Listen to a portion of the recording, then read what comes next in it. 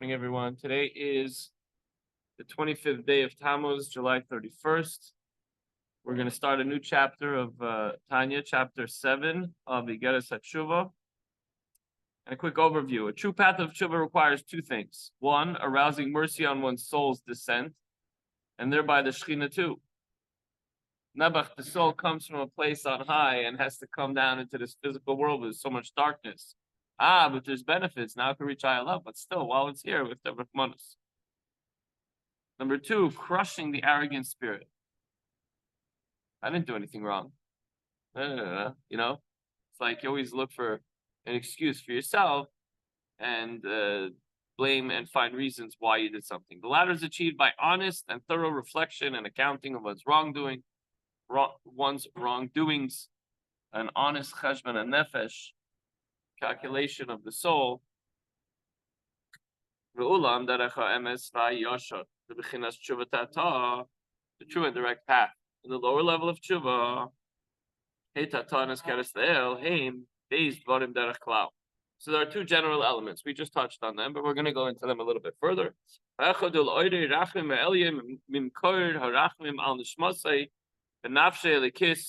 First, to awaken supreme compassion, rachmanus, on the source of one's divine spirit and soul. Don't forget, yesterday we talked about the rope. You do something wrong, you shlep Hashem along with you. So have rachmanus, which part of Hashem? Your soul is connected to Hashem, but also your neshama, which is a part of Hashem. So you're taking that into a dark place. That has fallen from the highest heights of the rooftop, amikta, into a deep pit, not merely from the rooftop. Not just that it fell off a roof, it was on a high level or a stage up, over the, had balcony seats at the opera, but it didn't just fall off, but it went to a pit, a dark pit. The chambers of defilement and sitrachra here in this world, that there's so much darkness, as we see, as explained in the previous chapter. A person's sins degrade his soul to the chambers of klip and sitrachra. So finding itself in such a sorry state, such a soul is indeed in need of divine compassion. So we have to also do our part, have rachmanus on our neshama. Stop pulling it into the darker places. You're already down here. Why are you pulling it into even further, deeper pit? And one should arouse divine compassion as well for the source of the soul and the source of life, the four-letter name of Vayut Kevavke. So you have rachmanus on your neshama, but you're also pulling Hashem along with it from the top of the rope.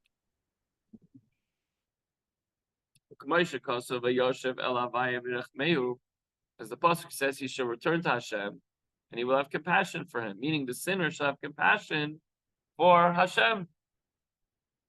So how do we understand this concept? And this hanshtal shall be yarda teich eichlois hasitrachla atmea lachyoisam. This means arousing compassion for the life-giving power that issues from the Shem Havaya, that comes to give us energy.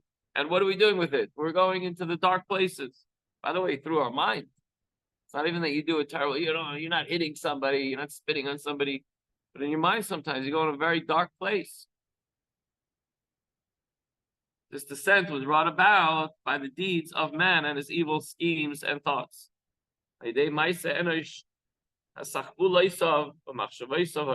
Evil thoughts alone make the vitality's descent into the chambers of Klip and Sitrachra. We don't have to get the evil talk, lashon hara, or action that's wrong. As the verse says, the king is bound with gutters, which is interpreted to mean that the king is bound with the gutters of the mind. If we want to do tshuva, and especially now in the 3 weeks, and as we get closer to the month of Elul and Rosh Hashanah, where do we start? Usually, if a person is doing something which is inappropriate, acting out in some way, some fashion, as we've touched on a few weeks ago, last week, whatever it was, the different sins that we shouldn't be doing. And even leading to saying them, it all starts in here. If we're in a clean mind spirit, if we wake up and we say, and we feel good and we feel energized and we feel fully focused on what our God-given mission is, and we're ready to serve Hashem in every capacity. And you don't even come to, but if our minds were like, okay, I'm going to dive in, I'm just going to do the tefillin, and I'm going to run out, I'm going to do my work on it. But your mind is in a very dark and evil place. So where do we start? In the mind. And we have to work on it. Have Rahmanas on it.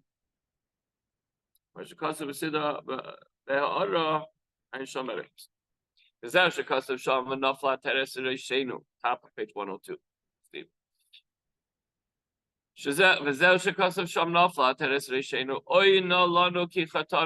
We find in the prayer, the crown of our head has fallen. Woe is to us, for we have sinned. Meaning, sin causes the soul source, the crown of our head, Yud-Ke Vav-Ke, the source of our godly energy, to fall to the depths of the Klippa and Sitra. Therefore, the Holy One Blessed be is called the humiliated king in Pirkei Halachos.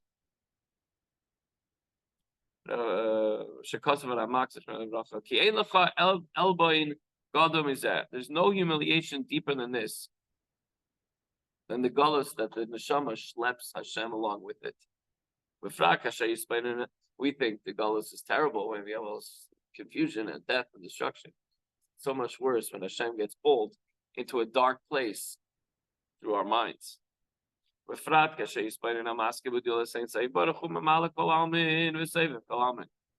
when a thoughtful person who meditates on the greatness of Hashem and permeates all the worlds, for God provides vitality to being both in which He permeates and He encompasses. So when you have a person, you're not talking about somebody who doesn't know any better, who doesn't know how to do meditation. Right? You're talking about somebody who knows. We're talking about from people, good people that are doing the right thing every day. And he knows better. And suddenly he lets his mind wander. Not just wander off during davening, but wander to a very dark and sinister place. He'll be extremely grieved over this when he realizes, I woke up with all the right intentions and I let myself go. And I didn't stop it in the beginning. It was just an interesting idea and I just went with it, and it's... So the richer one's perception of God, the more intense will be his feelings of compassion for his neshama and the fact that he brought and dragged Hashem along with him. So that's the first thing. We have to have Rahmanas on our soul and on Hashem. The second thing is we have to crush and subdue the Sitra Achra. So there's one thing about feeling bad, and now what are we going to do about it? Feeling bad is no good. It's just momentary. Sorry, now what are you going to do about it?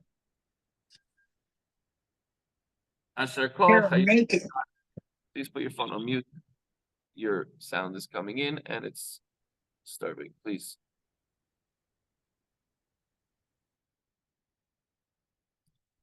Okay.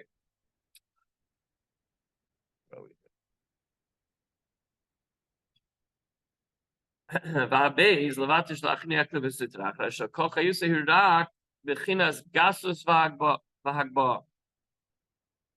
person has to crush his Sitra Achra. What's the Sitra Achra? It's grossness and arrogance. As the pasuk says, you exalt yourself like the eagle. You think you're so high. You think you're so big. In reality, you're nothing. And, take a flight. As you're leaving, you'll see how everything turns into little tiny dots. Really nothing compared to, the bigger picture. But we think we're something. We think we're important. So just put our ego down and concentrate and focus on the things that are important and matter. We have to crush and subjugate ourselves to what are we? We're going to do a funeral today. We go back to the earth. We're like but dust.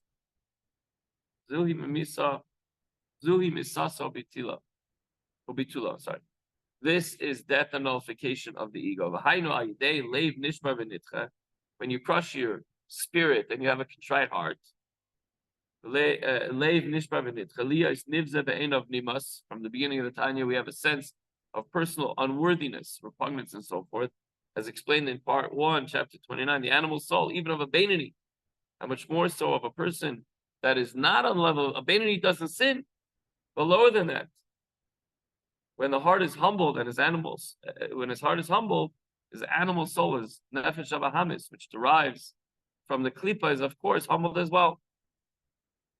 Thus, crushing and subduing one's arrogance crushes the klipa and sitra achra.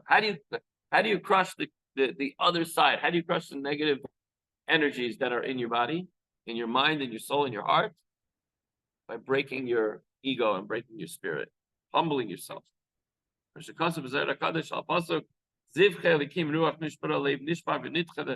Zehar says, offering to Hashem is a broken spirit, offerings to Hashem, a broken and contrite heart.